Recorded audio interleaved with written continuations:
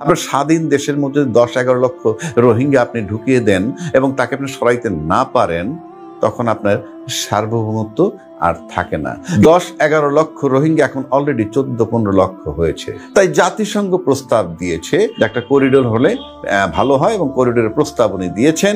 সাথে সাথে কথাবার্তা উঠে গেল যে এখানে করিডোর দিলে আমাদের সার্বভৌমত্ব ক্ষুণ্ণ হবে। তো সার্বভৌমত্ব আপনার আছে কোথায়? 11 লক্ষ রোহিঙ্গা যে 14 লক্ষ হয়েছে, তার একটা পার্টিকুলার জায়গায় আছে। ভোটের জন্য চিৎকার করেন, ভোটে পাশ করবেন, কিন্তু ওই ভোট কিন্তু ওই রোহিঙ্গারা আপনাকে দেবে না, কারণ রোহিঙ্গা বাংলাদেশের নাগরিক নয়, এবং এই রোহিঙ্গারা কিন্তু সাধারণ রোহিঙ্গা নয়।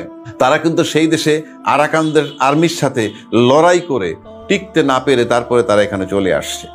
তাহলে এই রোহিঙ্গার যদি ডোনেশন বন্ধ হয়ে যায়, তারা যদি খাবার না পায়, তাহলে তারা কি করবে? এই দেশের মধ্যে একটা পর্যায়ে তারা সশস্ত্র হয়ে এই দেশের ভিতরে এই অঞ্চলটাকে নিয়েই তারা আলাদা থাকতে চাইবে।